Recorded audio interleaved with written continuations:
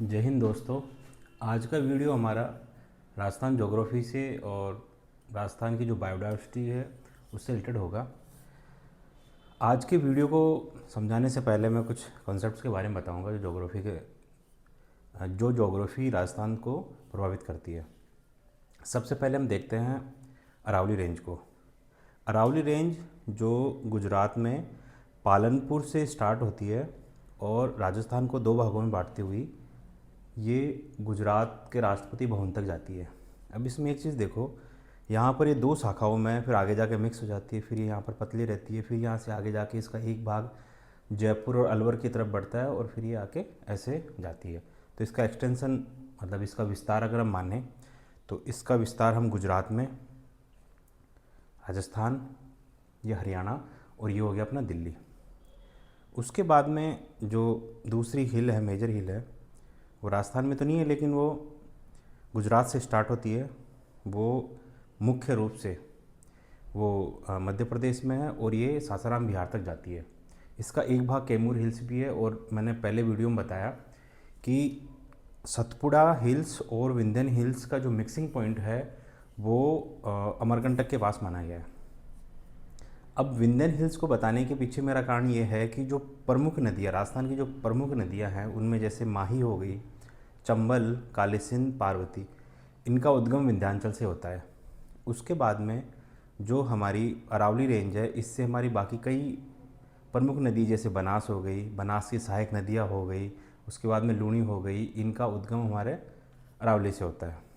फिर विंध्यन को बताने समय एक और बात बताऊंगा कि आपने एक चीज़ देखा होगा कि जब आप मैप को देखो, इंडिया के फिजिकल मैप को देखो, तो आपको यहाँ से एक पहाड़ी इलाका दिखेगा और वो इस रेंज के पैरेलल चलता हुआ दिखेगा आपको। अरावली और इनके पैरेलल चलता हुआ एक रेंज दिखेगा जो आपको मध्य प्रदेश और राजस्थान की बॉर्डर तक आपको दिखेगा। एक बहुत पतली एक लाइन और दिखेगी आपको पहाड़ियों की, एक ही यहाँ भी है। तो ये जो है इसको हम आगे देखते हैं कि इसका यूज कैसे हुआ है। ठीक है दोस्तों, सबसे पहले चलते हैं हम हमारी भाग परियोजना पे। अब मैं यहाँ पे एक चीज़ बताऊँगा कि विंध्यन हिल्स में और अरावली हिल्स में क्या अंतर है। अरावली हिल्स तो बहुत पहले की हिल्स है और ये आग्नेय चट्टानों से बनी है और बाद में कायांतरित भी हुई है, तो ये इग्नियस और मेटामॉर्फिक रॉक्स है। ये चूना पत्थर से बनी हुई है, चूना पत्थर समझ लो या फिर सैंडस्टोन कह लो इसको, बलुआ पत्थर, चूना पत्थर, इनसे बनी हुई चट्टानें ये है। इनकी खास बात क्या है, ये तो एरोड हो गई लेकिन इसके पीक्स अभी भी शार्प मिलेगी आपको। लेकिन ये जो है इसमें मैंने दिखा दिए चित्र में ये इसकी शार्प पीक्स, लेकिन ये थोड़ा ये टेबल टाइप का होता है। तो ये जो दर्रा नेशनल पार्क आपने देखा होगा, दर्रा दर्रा का मतलब कि दोनों तरफ ऐसे फ्लैट है और बीच में उसकी खाई है, इसलिए इसका नाम दर्रा भी बताया गया है। तो विंध्यन की खास बात है कि टेबल टाइप की होती है और इसमें शार्प एजेस भी होते हैं। ठीक है दोस्तों, फर्स्ट हम चलते हैं भाग परियोजना पर। तो राजस्थान छोड़ो, इंडिया के जो बायोडाइवर्सिटी, जो जैव विविधता को बचाने के लिए जो प्रमुख एक्ट आया था वो 1972 का वाइल्ड लाइफ प्रोटेक्शन एक्ट था। वो बहुत ही इंपॉर्टेंट एक्ट था और उसमें शेड्यूल 1, शेड्यूल 2 ऐसे करके उनको प्रोटेक्शन के हिसाब से जीव जंतुओं को और पौधों को भी था, उसमें जीव जंतु और पौधों के संरक्षण के लिए उसमें अ, बताया गया था। अब उसके बाद में जो एक मेजर एक्ट आया वो था फॉरेस्ट कंजर्वेशन एक्ट 1980। तो जो हमारा वाइल्ड लाइफ प्रोटेक्शन एक्ट आया उसके बाद में इनका हम असर देखते हैं, वो असर देखेंगे इनका। फिर सेकंड था जो फॉरेस्ट कंजर्वेशन एक्ट। तो फॉरेस्ट कंजर्वेशन एक्ट आने के बाद में इंडिया में जो नेशनल पार्क थे और वाइल्ड लाइफ सेंचुरी थी ना, वो काफ़ी सारी बढ़ने लगी, मतलब उनको नॉमिनेट किया गया गवर्नमेंट के द्वारा। उसके बाद में 1971 में रामसर कन्वेंशन हुआ, वो हुआ था ईरान में, और इंडिया ने साइन किया था 1981 में। तो 1981 में होने के बाद में हम राजस्थान में देख ही रहे हैं कि उसके बाद की सारी ये लेक्स है जिनको गवर्नमेंट ने कंजर्व किया है। सबसे पहले थे भाग परियोजना पर। तो जो भाग परियोजना है, मैंने जो पहले वीडियो बनाए थे इंडियन ज्योग्राफी में रिवर सिस्टम पे, क्योंकि एक पहाड़ मानसून को प्रभावित करता है, वहाँ से नदियाँ निकलती है, उससे हमारे पेड़ पौधे और ये सब डेवलप होते हैं और टाइम के साथ में फिर उसमें जीव जंतु भी डेवलप होते हैं, तो ये आपस में लिंक चीज़ें हैं। तो भाग और जो भाग और हाथी, इनको आप देखोगे कि थ्रू आउट इंडिया पाए जाते हैं। तो भाग परियोजना लगभग ये जो 55-56 जो हमारी इंडिया की भाग परियोजना है, उसमें से 5 हमारे राजस्थान में भी है। तो सबसे पहली है, इसमें एक चीज़ और होती है कि जो भाग परियोजना होती है उसमें ये 1973 में ये इनका स्टार्ट हुआ था और नेशनल टाइगर कंजर्वेशन अथॉरिटी बनाई हुई। तो ये टाइगर प्रोजेक्ट के रूप में स्टार्ट हुआ, उसके बाद में फिर इनको चिन्हित किया गया। तो और जो शुरू के 9 टाइगर रिजर्व थे उसमें हमारा राजस्थान का रणथंभौर भी था। तो अगर हम माने बायोडाइवर्सिटी के हिसाब से तो केवलादेव पक्षी विहार और जो रणथंभौर है वो बहुत ही इंपॉर्टेंट है। और इनिशियल भी गवर्नमेंट ने भी इन्हीं को नॉमिनेट किया था, सेंट्रल गवर्नमेंट ने। चलते हैं, तो इसमें 2 एरिया होते हैं, कोर एरिया और बफर एरिया। तो इनको मिला के काफ़ी बड़ा हो जाता है। और मतलब उसका जो टाइगर है उसका विचरण कहाँ कहाँ है उसके हिसाब से बफर एरिया का डिसाइड होता है, कोर प्लस बफर। सबसे पहला रणथंभौर। तो दोस्तों यहाँ से देखो आप, यहाँ से चंबल नदी निकलती है। चंबल नदी निकल के यहाँ पे गांधी सागर और राणा प्रताप सागर बांध बनाती है। यहाँ से जाने के बाद में जो चंबल रिवर है ये मुकंदरा हिल से पास होती है। और मुकंदरा हिल्स पे यहाँ पे मुकंदरा टाइगर रिजर्व भी है। इसको पास होने के बाद में ये नदी आगे जाती है, इसमें काले सिंध मिलती है। और यहाँ से बनास रिवर की यहाँ से एक नदी निकलती है जो चंबल की सहायक नदी, वो निकलती है, बनास की सहायक नदी नहीं है वो नदी, वो यहाँ से निकलती है और वो आगे जाके चंबल में मिल जाती है। ये मेज रिवर है। मेज रिवर पास होती है रामगढ़ बिजधारी से जो बूंदी में है। और यहाँ से जो चंबल निकलती है ये निकलती है मुकंदरा हिल से निकलती है। आगे जाके इसमें काली सिंध में पार्वती मिलती है। और इससे आके जब ये बनास आके मिलती है, जो बनास जब ये टर्न करके इन हिल्स को टर्न करके जब यहाँ पे मिलती है, तो इसके जस्ट पहले ये जो आप देख रहे हो ना दोस्तों, ये है हमारा रणथंभौर टाइगर रिजर्व। अब जो रणथंभौर टाइगर रिजर्व है इसका कोर एरिया तो सवाई माधोपुर में है, लेकिन इसका बफर एरिया यहाँ पर आपको इस करौली रीजन में मिलेगा। सेकंड है सरिस्का। ये सरिस्का दोस्तों ये अरावली में ही सिचुएटेड है सरिस्का। और सरिस्का के पास में ये रूपारेल रिवर है जो इससे क्रॉस होती है। दूसरा है दोस्तों हमारा मुकंदरा हिल्स। तीसरा मुकंदरा हिल्स। मुकंदरा हिल्स हम देखना, यहाँ से चंबल रिवर पास होती है। चौथा है रामगढ़ बिजधारी। रामगढ़ बिजधारी, हमारा रामगढ़ बिजधारी ये जिससे भी बताया था मैंने, मेज नदी पास होती है। और 5 है हमारा धौलपुर करौली। ये हो गया दोस्तों हमारा धौलपुर करौली। तो इसमें एक चीज़ देखिए आप, ये हुआ हमारा मुकुंदरा हिल्स, ये रामगढ़ बिजधारी, ये रणथंभौर और ये हो गया धौलपुर करौली। इनके ईयर भी मैंने बताए हुए हैं। ये देखो एक ये टाइगर का जोन बनता है, ये पूरा उसके मूवमेंट का जोन बनता है। और फ्यूचर में गवर्नमेंट शायद ऐसी पॉलिसी ला सके कि इनको कनेक्टिंग के लिए एक पूरा एक पाथ ही दे दे जिससे टाइगर फ्रीली मूवमेंट कर सके। यहाँ भी आपने लालसोट जो दौसा में है लालसोट, वहाँ भी देखना आप, ये थोड़ी पहाड़ी, ये भी काफ़ी ग्रीन बेल्ट है। तो खैर यहाँ पे बीच में ह्यूमन पॉपुलेशन बहुत है इसलिए कनेक्ट नहीं हो सकता, लेकिन ये जोन तो गवर्नमेंट आराम से कनेक्ट कर सकती है। उसके बाद में दोस्तों आगे चलते हैं हम नेशनल पार्क पर। नेशनल पार्क का मैंने बताया कि जो फॉरेस्ट कंजर्वेशन एक्ट के आने के बाद में राष्ट्रीय उद्यान बनने लगे, उनकी संख्या काफ़ी तेज़ी से बढ़ने लगी। तो फर्स्ट है जैसे रणथंभौर। राजस्थान में रणथंभौर काफ़ी इंपॉर्टेंट है, 1980 में रणथंभौर बना। और रणथंभौर में एक चीज़ ध्यान देने की बात है कि इसकी स्पीसीज, क्योंकि यहाँ पे टाइगर तो है ही, टाइगर के बाद में हमको अब टाइगर को फीड करने के लिए जैसे जो सांभर, एक हिरण की प्रजाति है जो गहरे भूरे रंग की उसकी स्किन सी होती है, तो सांभर की संख्या काफ़ी है। सांभर, चीतल, नीलगाय वगैरह। और भालू भी आपको इस एरिया में मिलेगा ही, तो ये कॉमन है। अगर कोई एग्जाम में अगर सब्जेक्टिव क्वेश्चन लिखना हो या ऑब्जेक्टिव क्वेश्चन लिखना हो तो आप भालू को इस जोन में लिख सकते हो। और भालू सबसे ज़्यादा माउंट आबू में पाया जाता है, तो यहाँ पे ये स्पीसीज़ तो आपको मिलेगी। उसके बाद में यहाँ पे कराइकल एक बिल्ली की स्पीसीज़ है जो उसकी संख्या काफ़ी कम है और वो इसी रीजन में मिलती है वो। और मतलब उसकी जो थोड़ी बिल्ली से बड़ी होती है, लेकिन कराकल कर उसका नाम होता है, वो यहाँ पर रणथंभौर में काफ़ी मेन है।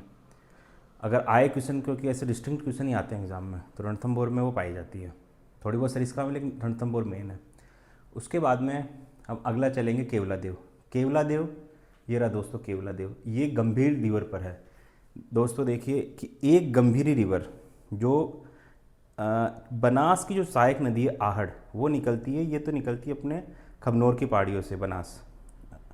राजसमंद डिस्ट्रिक्ट में। उसके बाद में जो आहट रिवर है वो गोगुंदा हिल से निकलती है, और वो गोगुंदा हिल से जब निकलती है तो यहाँ पर चित्तौड़गढ़ के पास में यहाँ पर इसमें गंभीरी रिवर आती है जो विंध्याचल से निकलती है, और वो यहाँ पर इसका अपना चित्तौड़गढ़ फोर्ट हो गया। वैसे ही यहाँ पर आप देखना कि यहाँ गंभीर रिवर है जो करौली से निकलती है। महादेव जी का मंदिर भी इसके पास ही पड़ता है, करौली का।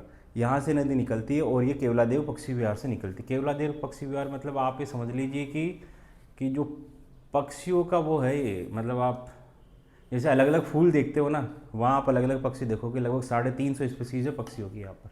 और ये नेचुरल लेक नहीं है, ये लेक बनाएगी ये राजा के द्वारा। तो अब इसमें पानी की व्यवस्था भी करनी पड़ती है। तो ये गंभीर रिवर है, तो इतनी बड़ी रिवर तो है नहीं, तो इसको फीड करने के लिए यहाँ पे इस पे अजान बांध है, उससे देते हैं। लेकिन इससे जो चंबल रिवर से भी इसको पानी दिया जाता है, तब ये सफाई हो पाती, नहीं तो सूख भी जाती है। अब तो सूखने तो नहीं देंगे, बहुत बड़ा प्रोजेक्ट है और यहाँ पर टूरिज्म में काफ़ी सारा आता है। तो केवलादेव काफ़ी इंपॉर्टेंट है। सेकंड चलते हैं desert national park. Desert national park, ये डेजर्ट में, अब देखो यहाँ कोई नदी भी नहीं है, बारिश भी काफ़ी कम होती है। तो आप जब सम घूमने जाओ ना, तो सम लगभग इसके एंड पे पड़ता है, यहीं से लगभग सम है। तो सम के इधर वाला इलाका ये डेजर्ट नेशनल पार्क का है, और ये 1981 में बना था, इसकी ईयर भी है ये। और ये 2 जिलों में, ये जैसलमेर बाड़मेर में ये स्थित है। यूपीएससी ने भी क्वेश्चन पूछा था कि ये कौन से जो 2 जिलों में स्थित है, इससे संबंधित एक बार क्वेश्चन आया था। यहाँ की जो फेमस स्पीसीज है गोडावण, काफ़ी कम संख्या बची है इनकी दोस्तों, बहुत कम। डेजर्ट केट, जंगली बिल्ली, थोड़ी मासूम सी दिखेगी आपको और छोटी भी है थोड़ी। जंगली डेजर्ट फॉक्स, जंगली लोमड़ी, एक सांडा जो स्पाइनी टेल्ड लिजार्ड है, एक छिपकली है। तो इसको मारा जाता है, पता नहीं कौन सी दवाइयों वजह से इसको काफ़ी यूज में ले, और ये लोग इसको खाते भी हैं। लेकिन ठीक है, बायोडाइवर्सिटी है मतलब यहाँ की ये। तो ये हो गया दोस्तों हमारा डेजर्ट नेशनल पार्क। फोर्थ हमारा मुकुंदरा हिल्स नेशनल पार्क, जो कोटा और झालावाड़ में है। ठीक है दोस्तों, और इनका जो ये तो हमारे राष्ट्रीय उद्यान होंगे। जब हम बात करेंगे बाघ परियोजना की, तो इसके बफर जोन में ये देखो, बफर जोन की मैं बताता हूँ। जब मुकुंदरा हिल्स का बफर जोन यहाँ पे चित्तौड़गढ़ में रहता है, तो कोटा, झालावाड़ और ये आ गया हमारा चित्तौड़गढ़ में भी। और जो सरिस्का है, सरिस्का जयपुर तक आ जाएगा और अलवर तक आ जाएगा। मुकुंदरा हिल्स मैंने बता दिया। रणथंभौर यहाँ तक चले जाएगा। रामगढ़ विषधारी थोड़ा सा कोटा में भी आ जाएगा और बूंदी में आ जाएगा। और धौलपुर करौली तो वो है ही, धौलपुर और करौली में वो है, और थोड़ा सा उसका एरिया सवाई माधोपुर में भी आ जाएगा। तो इनका ये हो गया। तीसरे चलते हैं हम रामसर साइट्स पर। देखो आर्द्र भूमियाँ क्या होती है दोस्तों। आर्द्र भूमि का मतलब होता है कि वो चाहे खारा पानी हो सकता है, मीठा पानी हो सकता है, उसकी गहराई ज़्यादा नहीं होनी चाहिए। अगर ज़्यादा गहराई होगी तो पक्षी वहाँ बैठेगा भी नहीं, और ज़्यादा गहराई होगी तो उसके बेस में भी कोई पेड़ पौधे नहीं उगेंगे, तो फिर उनको भोजन नहीं मिलेगा। तो जिनकी लगभग इसमें 6 मीटर कुछ इसकी डेप्थ दिखाई गई है, खैर हमको उस पर नहीं जाना। लेकिन ये कि पानी इसमें कम ही, मतलब पानी की डेप्थ कम होनी चाहिए जो पक्षियों के लिए सूटेबल हो, उसको वेटलैंड्स बोला गया है। और रामसर ईरान में जगह है, वहाँ पे कॉन्फ्रेंस हुई 1971 में, उस पर इनको कंजर्व करने की बात हुई वर्ल्ड वाइड। तो इंडिया सिग्नेटरी हुआ 1981 में, उसके बाद में बढ़ने लगी। तो केवलादेव को तो आना ही था इसमें। तो केवलादेव यहाँ पर आर्द्र भूमि बनी 1982 में। फिर सेकंड हुई सांभर। ये सांभर, जब आप जयपुर से जोधपुर की तरफ आओगे ना, तो आपको जैसे ही आप 6 बजे वाली इंटरसिटी में बैठोगे, तो सबसे पहले आपको सांभर का नज़ारा दिखेगा। अब सांभर यहाँ पर ये जो बर्ड्स है, जो आप ये देख लीजिए कि साइबन क्रेन और फ्लेमिंगो, ये 2 वर्ड तो काफ़ी इंपॉर्टेंट है, जो आप अगर पूछो तो सब में लिख सकते हो कि साइबन क्रेन और जो फ्लेमिंगो है वो सांभर लेक में बहुत सारे। अभी थोड़े दिनों पहले काफ़ी सारे पक्षी मर भी गए थे यहाँ पर। तो ये सांभर लेक हो गई, काफ़ी बड़ी है। ये लगभग जंक्शन पे है। ये आप देखो दोस्तों, ये नागौर, अजमेर और जयपुर के जंक्शन पर है, और ये अरावली रीजन में ही आती है। उसके बाद में खींचन पे तो राजस्थान के कई सारे गाने बने हैं, कुर्जा करके। जो कुर्जा पक्षी है वो यहाँ का है, मंगोलिया का है। एक्चुअली क्या है, वहाँ ठंड ज़्यादा पड़ती है, तो वो वहाँ के जो पीक सर्दी के सीज़न है ना, उसमें यहाँ आते हैं। बाद भाई गर्मी में तो वो भी नॉर्मल हो जाएगा, लेकिन पीक ठंड में यहाँ आते हैं वो, यहाँ अपने यहाँ पे इंडिया में। तो ये कुर्जा मंगोलिया, साइबेरिया से आते हैं। ये ब्लैक कलर के पक्षी होते हैं। चौथा है जो अभी 2025 में तीनों को ही मिला है, मैनार वेटलैंड कॉम्प्लेक्स। ये अपना दोस्तों उदयपुर में हो गया।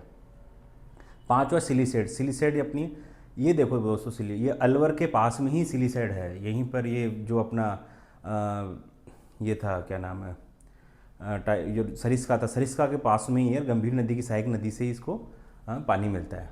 फिर एक जो काफ़ी इंपॉर्टेंट है और एक काफ़ी यूनिक फीचर है, राष्ट्रीय चंबल घड़ियाल सेंचुरी। राष्ट्रीय चंबल घड़ियाल सेंचुरी है वो 3 राज्यों में है, उत्तर प्रदेश में, मध्य प्रदेश में, राजस्थान में।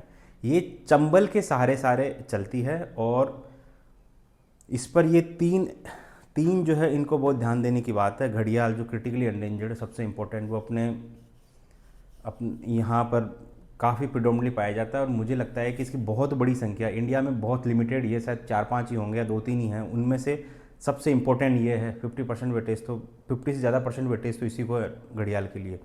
गंगा डॉल्फिन और रेड क्राउन रूफ टर्टल, मतलब एक कछुआ है जिसके आपने 3 सी धारियाँ हैं सिर पर, वो ये 3 इसके इम्पोर्टेंट है। तो दोस्तों धीरे धीरे हम इंडिया के बाकी डाइवर्सिटी भी डिस्कस करेंगे और रिवर सिस्टम भी बाद में डिस्कस करेंगे राजस्थान का। होप आपको समझ में आएगा और एग्ज़ाम में हेल्प करेगा। Thank you.